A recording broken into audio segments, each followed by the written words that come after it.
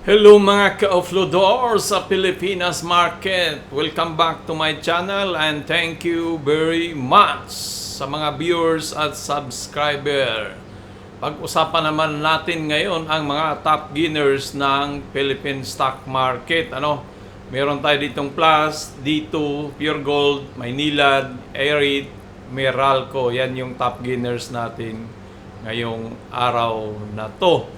Although may mga bangko naman na ibang top gains din na mga bangko, pero hindi muna natin sinama kasi meron tayong mga special na na yan grupo-grupo, kung bangko lang siya na so nakahiwalay yung bangko natin na So, bago tayo magpatuloy, huwag kalimutan kung bago ka lang sa ating channel, pakipindot ng subscribe at saka bell button para notified ka palagi. Meron tayong 103 videos diyan na pwede nyong mapag-aralan. Paalala lang po, kanya-kanya, ija-ija, aho-aho, kanya-kanya tayong binta at kanya-kanyang bili. Ija-ija, aho, tajo. So, tara, let's umpisahan natin. Hindi po ako isang financial advisor. Ako po ay isang OFW na nagsusumikap magkaroon ng passive income maliban sa sahod, kasi darating ang panahon baka wala na tayong trabaho sa Middle East. So si Plus, nung huling vlog natin, dito naangat siya, pwedeng umangat, pwedeng bumaba dahil dito sa yung kulay blue na yan na resistant. So kasi ang natin kay Plus, burahin natin yan, umangat naman. Kasi ang natin kay Plus, baka gagawa siya ng Elliott wave na pababa 1, 2, 3, 4, 5.5. So hinahanap niya yung 0.4. So sa nakikita natin ngayon, pwede namang dumiritso talaga yan si Plus Depende sa takbo ng panahon. Pagdating ng panahon, ika nga. So kung makikita mo dito siya mga ka-offloader, yung blue, na-hit niya yung blue, pero may nagbinta, So may nag-resist na dyan. May resistant na tayo. So medyo mahina-hina pa yung buyers natin. So mas marami ang seller. So dahil pa naman ang nangyari kasi, umakyat siya, umakyat siya diyan, hinasok ng mga buyers. At pagdating diyan sa taas, pumasok yung mga seller naman, nagbinta naman sila, kaya bumaba ang presyo. So bago pa naman, kaka-umpisa lang ng merkado, pagbukas, so pwede pang i-break talaga niya diyan, So kung ako, gusto mong pasukin si Plus, long term, medyo sa ngayon hindi muna ako papasok kung ako sa aking pananaw to, dahil nga downward trend nga siya. Pwede naman siyang umangat pero mayroong harang talaga, so kailangan niya i-break yan, pwede dyan. Pero pagdating dito, mayroon tayong sell order block na pwedeng bumaba ang presyo, So pwedeng gumanon yan siya dyan, tumuloy siya, pero may resistant na kulay blue, pwedeng mag-pull back. At kung malakas talaga, pwedeng umataw siya, umangat. Pero pagdating dito, mayroong kulay pula at pwede ding umangat, pwedeng umakyat din yan. Pero sa aking pananaw, baka kamo, mag-downward pa rin tayo diyan, Pwedeng ito talaga, yan yung siyang 0.4. Pwede yung maging 0.4 natin na ganyan diyan. Pwede diyan. At kumbaga pwede na to na maging 0.3. Pababa naman siya sa direksyon na yan. So titingnan natin si Plus kung talaga ang kanyang So sa akin, short term, medyo bullish siya pag na-break tong kulay blue. Pero long term, bearish siya, dahil nga yung trend niya is downward direction. Maliban na lang talaga kung i-break niya tong 19.78. Kasi kung i-break niya yung 1978, pwede mag-form ng W si Plus. Yan, ganyan. Pwede siya mag-W. kulay blue natin. So marami na tayong linyang ano diyan. Pwede mag-ganon si plus pag W kung talagang ma-break niya tong 1982. Pero long term ang target price is 26 dahil nga nitong sell order block na yan 28. So base sa target price nila is gagawa siya ng W si plus So yan po ang ating pananaw kay plus. Next naman si dito, anong nangyari? Last nating vlog kay dito naangat siya dahil merong sell order block dito. So ang ginawa ni dito is nag-pull back muna nagkaroon siya ng pullback. So umangat siya dito, nagganon siya, tapos gumanon, tapos pwedeng gumanon yan si dito. So pakiramdaman natin si dito kung talagang kasi gumawa siya ng all-time high, higher high, then higher low.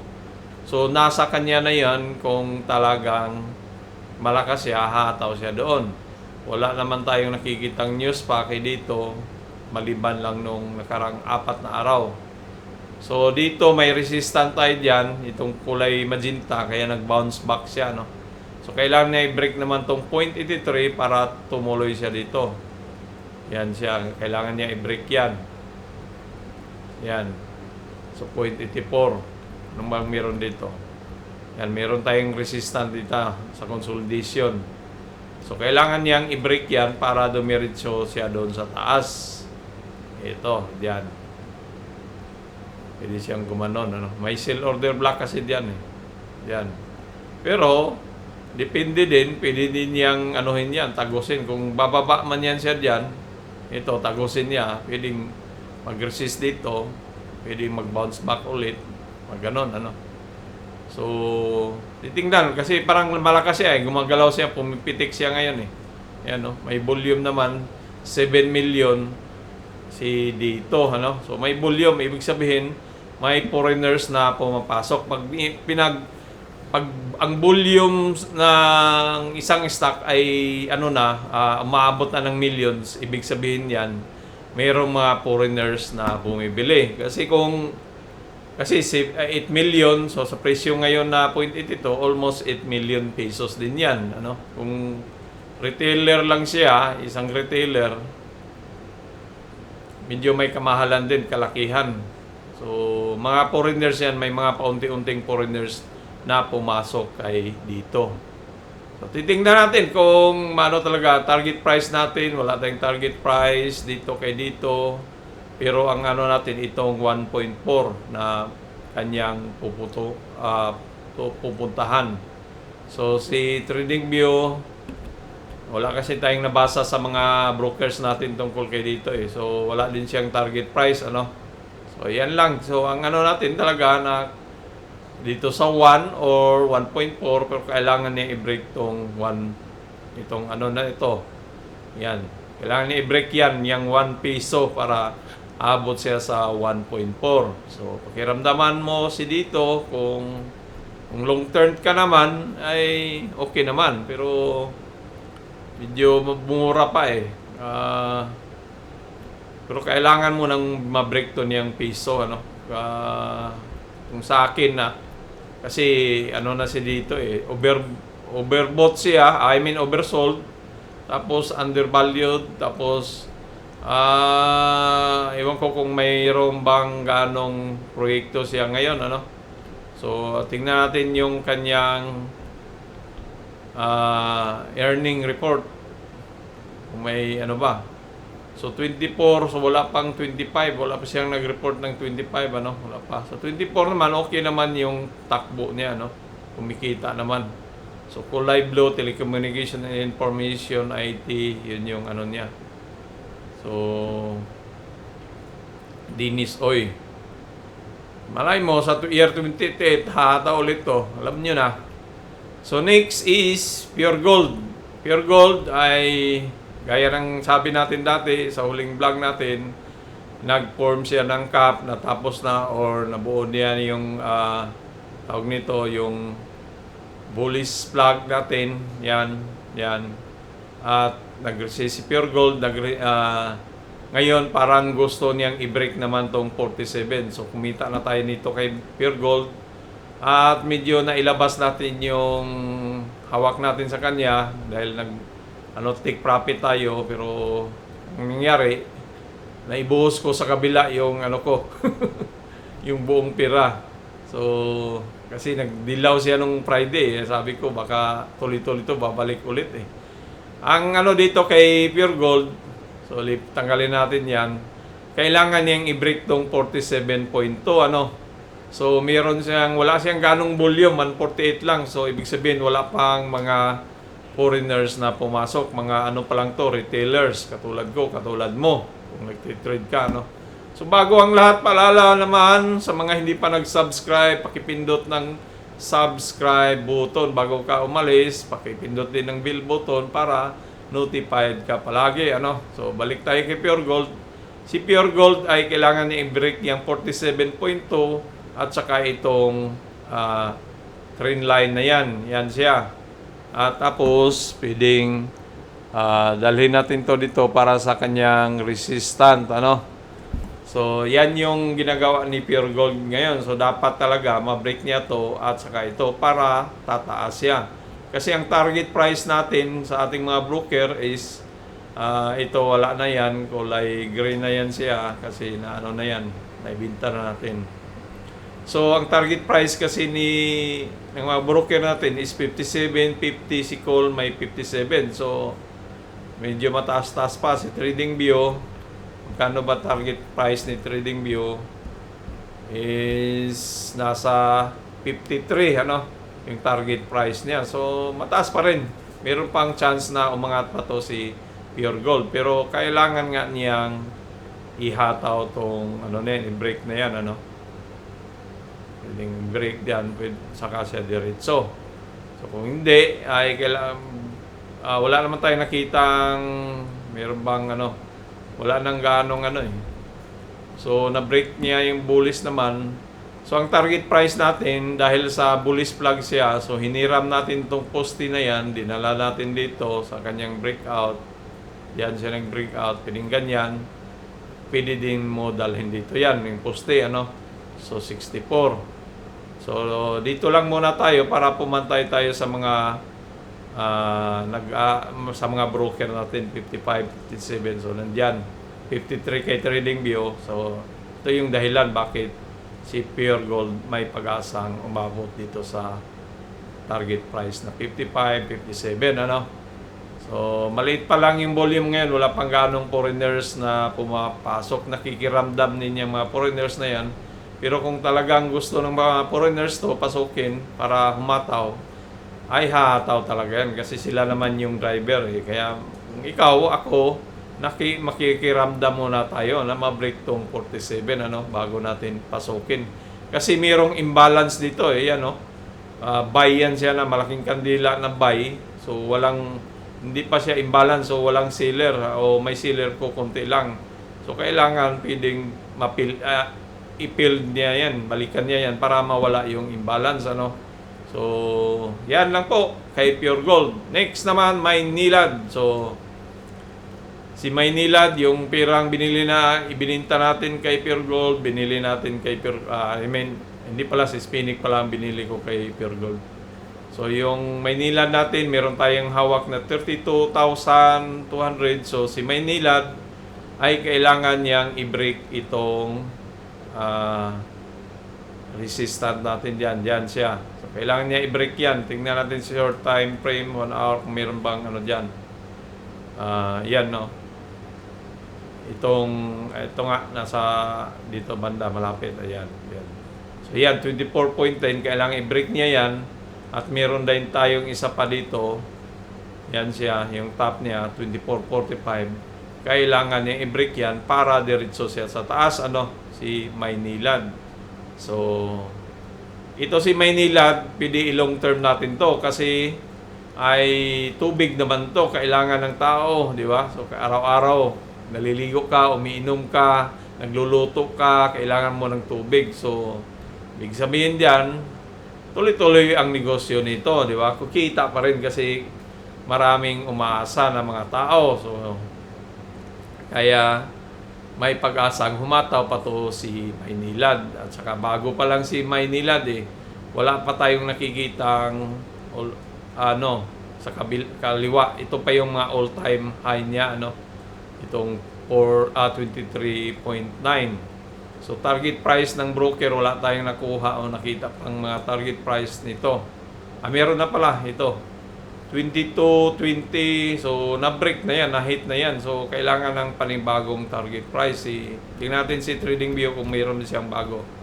So strong buy naman si TradingView na may 22 siya, pero yung forecast niya is may 25 siya na forecast, tapos downward 20. Ibig sabihin na pag dumating dito sa 25, pwedeng mag-pullback yan si Maynilad. So pakiramdaman natin kasi nakabili tayo sa 24.32.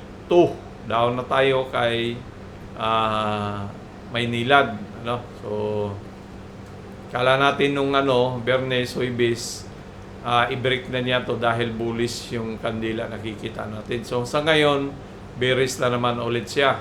So may mga retailer. So wala pang foreigner na pumasok, nakikiramdam mo na. So dapat mag-hold itong 23.5 kay Maynilad para hindi siya mahulog sa baba. Yan. So kailangan niya mag-hold yan, bounce back para dumiretso sa taas, Kasi kung hindi niya anuhin yan, baka punta tayo dito sa malalim. May diyan, mayroong mga demand na pwedeng sungkitin, Pero may mga resistant naman tayo dito banda naman, Meron naman diyan. So, long term naman tayo nito kay Maynilad. So, hindi pa natin kailangan ibenta, Or wala pa tayong profit diyan. So, kung magka-profit, pwede na natin ibenta. Pero sa ngayon, wala pa. So, first time natin bumili kay Maynilad. So, yan lang po ang ating pananaw kay Maynilad. Bullish pa rin tayo dito. So, baka abot tayo sa 30. Yun yung target price natin. Next naman si R8, E-rate. Mga rates to. So, mamimigay naman to siya ng dividends ngayon kasi obligado siyang kada quarter mamimigay. So, ngayong May 26, mayroon siyang ex-dividend date na 0.62 ang amount. So, dapat gusto mag-avail ng dividendo ay kailangan mo magbili bago mag-26. So, 25 ang last mong pagbili. Meron tayong mga videos diyan tungkol sa dividend. So, search niyo lang sa channel natin para maintindihan nyo kung ano yung dividends kung bago ka pa lang sa Philippine stock market. So, last nating vlog, nahataw si E-rate. So, burahin natin to para makita nyo ng maayos. So, ganun pa man, ang natin kay E-rate ay kailangan niyang i-break tong 39 at mag-hold siya sa 38. Kasi kung hindi niya ma-hold yan, pwedeng bumaba yung presyo, doon. Pero parang palagay ko dahil sa may dividends, mayroong maraming papasok nito, bibili para tumaas kasi pag may dividends, so maraming gustong mag-avail, so maraming bibili, So pag maraming bumili, ibig sabihin yan, ang presyo pwedeng umangat, So titingnan natin, malay natin, di ba? Hindi pa siya pinasok ngayon ng mga foreigners. Iwan ko bakit, kasi yung mga kasi ngayon yung mga properties ay medyo yung mga condos pinaparentahan, offices, mga medyo maraming bakante, So si E-rate ay dito kay Ayala to REITs siya, Real Estate Investment Trust Fund at Trust.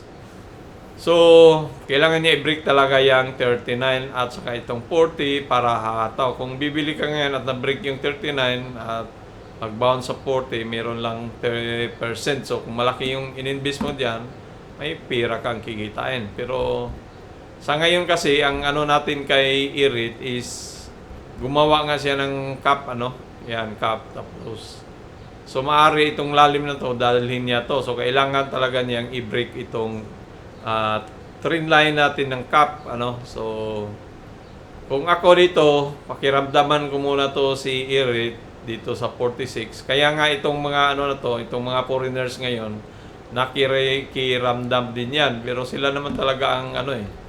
So, nagkanya-kanyang pakiramdaman pa lang yan na baka hataw siya. So, kailangan kasi na i-break yan eh. Overall talaga, itong 45, 35, or 45, kailangan i-break para ano siya, hataw. Kasi nag-form pa siya ng cap ngayon eh. So, nag-form siya ng cap diyan ngayon. Consolidate dito, ganyan.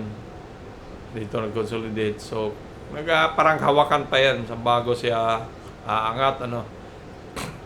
So, target price naman ng broker is 46, 45. So, may pag-asa talagang umangat. Dito yan, 46, 45. Dito yan sa kulay blue natin.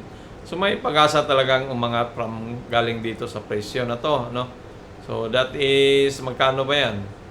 So, 17% din yan. Malaking bagay din, ano?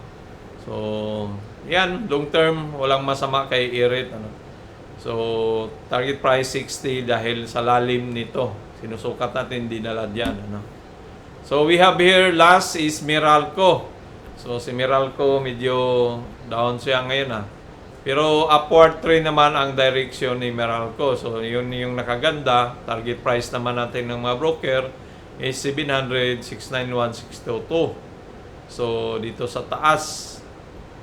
So, si Meralco ngayon ay last nating vlog dito, presyo, pababa, dalawang option, ano? So, yun nga, dito pag bumaba man si Meralco, mag-resist itong kulay blue. So, nag-resist nga, ano? Tapos, bumaba agad siya. So, burahin mo natin yan para maliwanagan nyo. So, gumawa siya ng gano'n, ano? So, maari talaga dito, ito, nasa baba na si Meralco, merong nag-resist at pwedeng mag-bounce back yung presyo na yan, ano? Pwedeng tumuloy dito. At kung malakas naman siya, pwedeng i-liquidate niya itong pula na to, yan. At babalik doon sa taas. Si Meralco, ano? Pwedeng patungo doon sa ano natin. Kailangan din niya i-break tong trend line na yan. So, pwede din, nasa gitna pa kasi si Meralco din eh. At tapos merong kang imbalance dito, merong demand. So, pwedeng mag-pullback pa yan siya, ano? Pakibaba pa. Pwedeng gumanon. So, gumanon. Dahil nga, nandito pa yung trend line niya bago siya hataw. So, balikan muna yung trend line, itong linya na to, ano? Yan.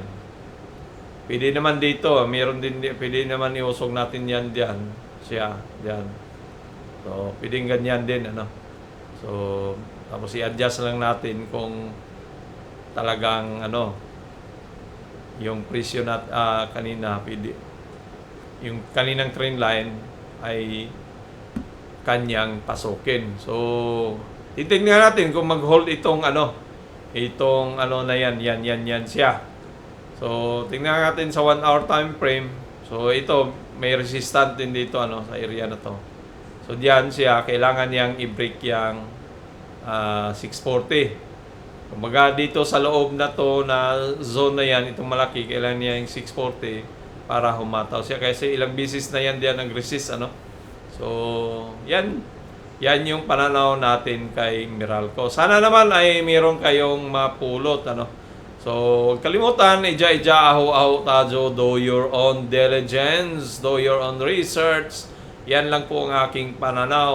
Pero long term, maganda naman si Meralco, ano. So, maraming salamat kung natapos mo ang video.